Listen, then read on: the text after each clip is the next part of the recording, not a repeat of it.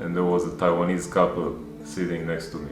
And then I told them about my plan, and they said, yeah, why don't you go to Taiwan? You have your fridge is broken. You gotta call the shifu, right? Yeah, and you know how to talk. You don't know how to. You don't know what to say. How much money do you need to earn? So they want like 3 million NT.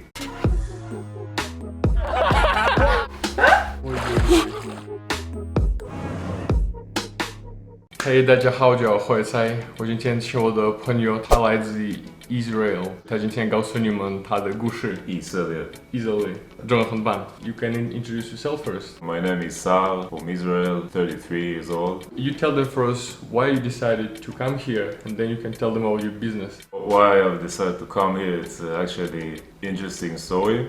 Basically, I was in China just for backpacking. Like traveling. Yeah, traveling. 2011, something like that. And when I was there, I was having this kind of idea that I want to study Chinese. But then I just haven't done it for many years after that. It was always at the back of my mind. I was in Sri Lanka. In Sri Lanka, I was in a train one day, and there was a Taiwanese couple sitting next to me. And then I told them about my plan, and they said, yeah, why don't you go to Taiwan? Then when I came back home, I started to do some research. Obviously, I didn't know anything about Taiwan before that. So when you met them, you didn't know anything about Taiwan? No. Wow. No. Maybe heard the name. Wow. I had no idea. Some research, I decided go to Taiwan. Cool. So first of all, you wasn't planning to live in Taiwan. First came to check the environment and see like where should I study, how can I sustain myself. What was your first impression? It was good. Like I like the way that everything is organized, because when I was in China before, it didn't feel that way. Like what? Like the way the streets are built, people standing in line, and everything is made by the order. Yeah. These are actually things that I missed in Israel too. And then you decided to study Chinese? I decided to study Chinese even before that, back in Israel. Yeah. Oh, cool. So when you came here, you could understand what people are talking about. Just a tiny bit. 请给我一个 stuff like that. 对不起，谢谢 stuff like that. Basics, yeah. Anywhere in the world, when you talk people's language, you have more access to their heart. Where do you study Chinese in Taiwan? At Shida, I did 5 terms. So how's your Chinese now? 还不错. How did you decide like, okay, I'm going to live here? How did it happen? Cannot really say it's completely logical. Cannot say it's completely emotional reasons. Already before I came to Taiwan, I always wanted to do my own business. I didn't feel that in Israel I have the environment that will support me to do it, because that's not an easy step. And when I came here, I finally felt like this is the right place, but it was just like intuition. But what led you think that Taiwan would be the best kind of environment for a business? I think for food business, people here are more open, a more common hangout. Let's go somewhere, eat together. Let's go eat something we haven't eaten before. Then you just like trying new things. Why restaurant? Why you wanted to sell food? Because that was something I was always passionate about. Not the only thing, but yeah, one of the things. Is it difficult for a foreigner to start a new business in Taiwan? Yeah, it is difficult. Difficult? Yeah. Can you tell us a little bit? The visa issues. If you're not married to Taiwanese, or if you're not here for many years and already a resident, then there's a lot of pressure. And a lot of files that you cannot read. I never done business before. Yeah. So doing it here in a foreign country, that was even much harder. How to deal with professional issues. You have your fridge is broken. You gotta call the shifu, right? Yeah, and you know how to talk. You don't know how to. You don't know what to say, and then it's just like, oh, hey, come here and see. Yeah, looking for supplies, looking for suppliers. The language is always a problem. I used to have a foreigner partner, but he couldn't speak Chinese as well. So there was much help from this partner. Yeah, another thing that is very challenging for foreigners that come to make business here is the income that you need to have. Your visa will depend on that. So if you don't reach this yearly income, at some point they will not extend your visa anymore. And then you'll have to leave the country. So that puts a lot of pressure on you. How much money do you need to earn? So they want like 3 million NT. per year.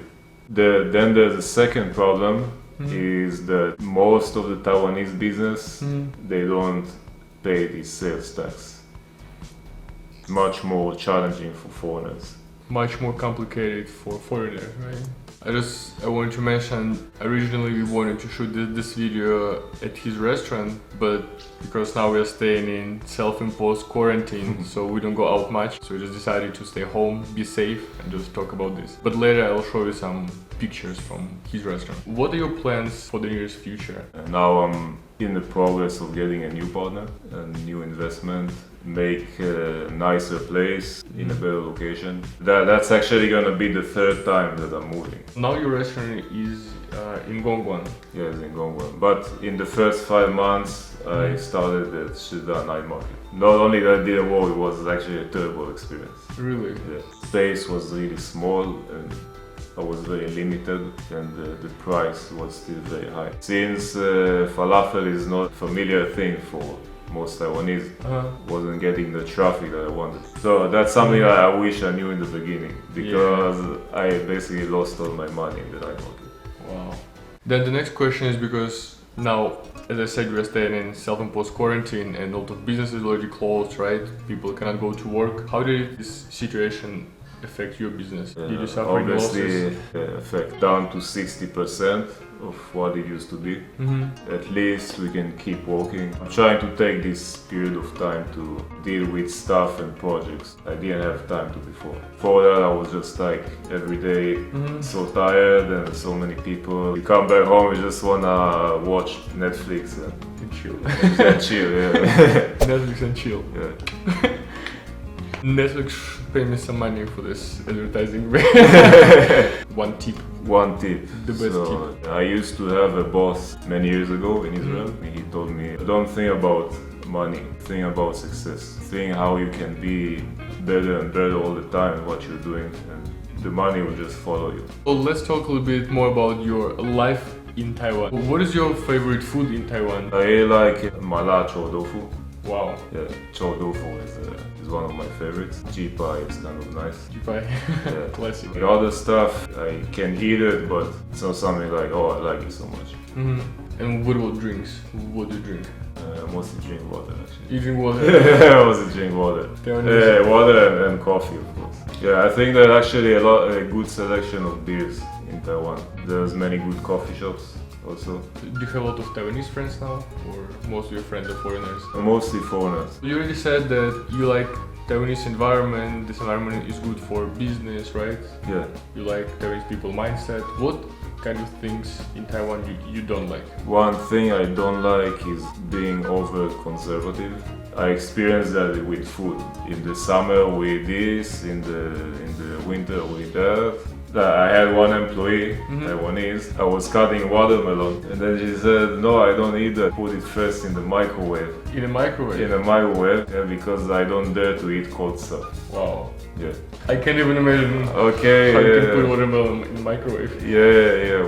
We don't have the same kind of mindset. Different cultures. Yeah, being too conservative with money. Like for that one time I went to buy some hygiene products. Cashier, she gave me a voucher. 5 NT discount on 7-Eleven when you buy a kaodigua. People will actually keep this voucher and go to 7 just to save 5. Anywhere in the world you offer this kind of deal, people are just gonna laugh at you. One of the things like with Taiwanese is that don't tell you what's wrong. No one told me, look, your plates are not so, we're not happy to take a picture. But when I changed the plates, someone eventually told me, and then I see like people taking pictures all the time. Thank you so much for coming here. Unfortunately, we couldn't go outside today. Yeah guys, you can go to his Falafel King restaurant, try some. Okay bro, thanks. Thanks. Stay safe guys. Bye bye. See you. Stay safe.